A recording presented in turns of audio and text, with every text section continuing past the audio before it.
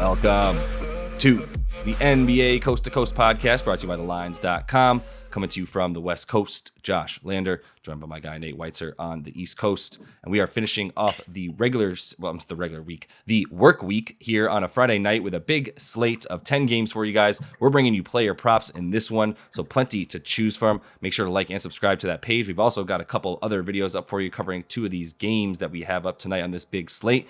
Also want you to head to thelines.com. That's where we have our great written content for you guys and our odds finder tool that you can go ahead and use to make sure you're getting the best juice on all those bets and NBA player props across the NBA. Nate, go ahead and kick us off with your first prop for tonight. Yeah, Joel Embiid. I guess you could try to do that one.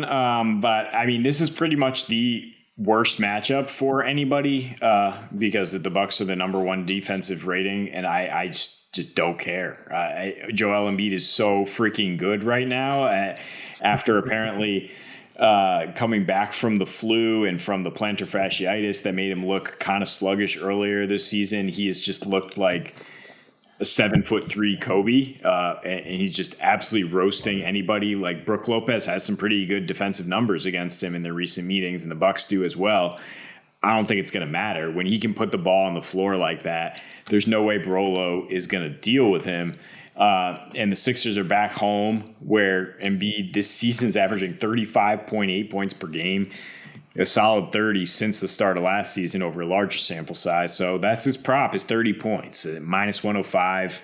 I think you just hit that. I mean, you could go up to 45 PRA if you want. He's also boarding up like crazy, 40 points per game, 11 rebounds per game on a 43 usage rate. In his 4 games since coming back from the illness. No James Harden. It's just going to be feed Embiid and get out of the way. And I think there's some business for him to attend to after that stinker against Milwaukee. The whole team put up earlier in this season. He tends to play in these MVP showdowns. And right now Giannis is one of those front runners. So I think we'll get a good game from Embiid tonight. Book it, baby. Yeah, book it. I love when these two teams play each other and these two just behemoths not even really go at it. They just kind of like go bucket. Like they're two of the strongest, most dominant. Like their game is just you can't stop me. Maybe throw like Jokic in there for just like big body man who can also do the same thing. But yeah, it's gonna be fun to watch. I got a little something on Joker for MVP, which we've talked about in some videos. Also have some on Giannis. Those are really my two guys, and then put my most on some others. But let's keep this campaign going for JoJo as he just it's a great matchup. It's not the Jazz where he just is going to have Markkanen and Olynyk that he can just pound. But like Brolo ain't it either in this one. Sorry, buddy. I love you, Brooke, but this isn't going to be the one. So I'm going to go under. We've gone this route before, Nate, with Mr. Scary Terry under, but I think it's time to hit it again. They're playing the Cavs.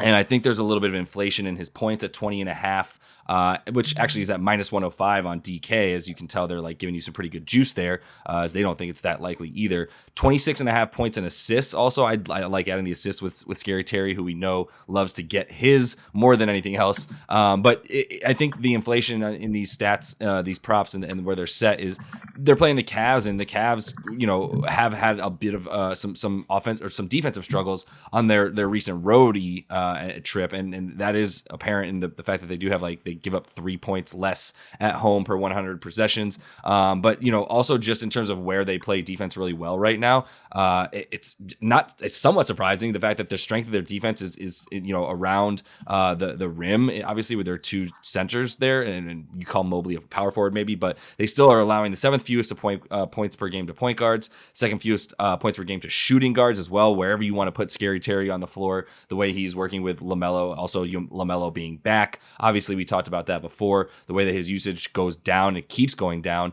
He had a pretty good usage against Indy, but still his shooting this season is so bad. He was 7 for 17 in that game. On the season, 39% from the field, 33% from 3. And that actually has been even worse in games this season where he's had to take 20 or more shots, where there's just so many 7, 8 for 20s that you see from this dude right now that I feel really good about taking under on the points and even in the assists as he is going to play a little bit more from the 2, in my opinion.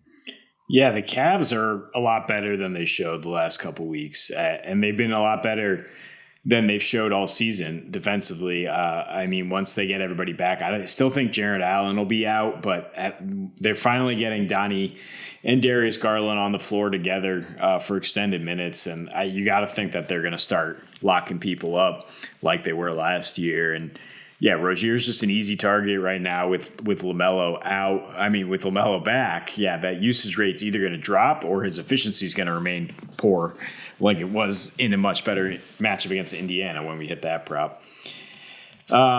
Look, I wanted to take the Magic +9 at Chicago. I guess it's a little scary because they don't have the rookie of the year front runner right now, Paolo. But with him out, there's an opportunity to take Franz Wagner, who's going to step into more of a facilitating role and more of a scoring role.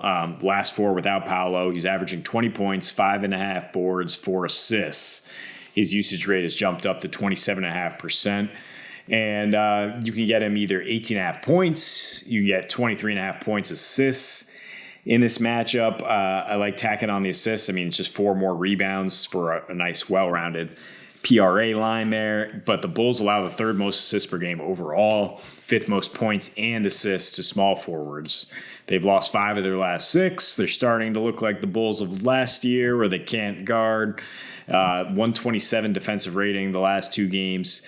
Still have Caruso, so that scares me off a guy like Jalen Suggs, but the Magic have shown they're willing to use Wagner or Paolo, whoever's out there, as a facilitator in like that high-low kind of set. And so I think that's where you go to attack this Bulls defense.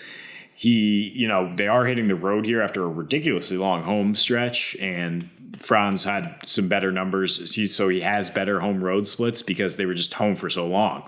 And that's part of like what we see the juice there. So you look at a larger sample size last season, he averaged a tick more points on the road, and he is getting more assists per game on the road this year. So it's really about opportunity, though. With Paolo out, I think he'll just have the ball in his hands a lot more.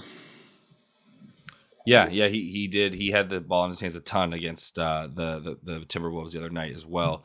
But yeah, I am still scared of picking that team, especially on the road without Paolo. Wendell Carter going to be great coming back for them.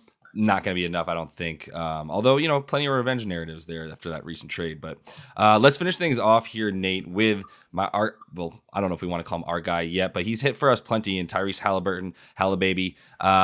You can go over on his PRA, 34.5, -115. Those are slightly better odds than his points and assists. I feel most confident about his points and assists. Haliburton diming up the league this year, 10.5 a game, really 11 a game on the season. In his last 10, I bring up his last 10 just because it's obviously the most recent sample, but also it's indicative. He's played 6 of the top teams in terms of the best defensive ratings in the league. 6 of the top 15 best defensive ratings in the league that he's played against in those last 10, and still put up 19, 11 assists and 5 boards, all in 35 minutes a game. Usage rate around 22.5% or so, but they're playing the Rockets, and the Rockets are bad at defense. They're kind of bad in general, but they're very bad on defense, where they're 3rd worst in terms of their defensive rating.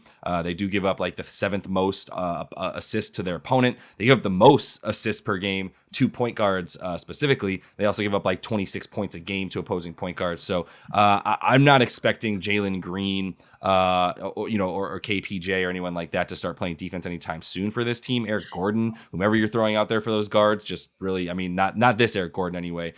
So yeah, I think Tyrese Haliburton to get the 29.5 points and assists on DK is -125, because I think they feel pretty good about that happening as well. So I think a 20 and 10 game for dude is pretty up there as well. And that's why the double-double isn't even as high as you might want it to be for Haliburton, where I believe I saw it a second ago and then I just lost it, but I believe it was only like +110 or something like that for him to get the double-double, but still feel good about that because his assist prop is at that 10.5 right now on the same site. So. Oh, really? I mean, yeah, then just hit that double-double. If he's expected to get 10 assists.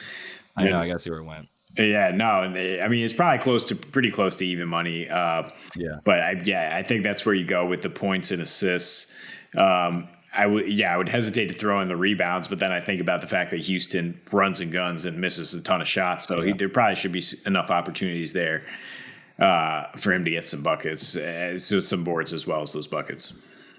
Yeah, we're gonna keep picking on this team as they, in terms of the Rockets. As soon as we see someone playing them, they just, look. Let me give them their flowers. They just beat the Mavs by 9, a Luka-less Mavs team. But they're good for one of those every now and again, right? Like 20 to 25 wins is still going to be the number for this team this season. So that's all the time we have for you guys in this one. Make sure to like and subscribe to that page. We're coming back to you guys next weekday on Monday. So make sure to continue to follow along with us. And until we see you next, happy betting.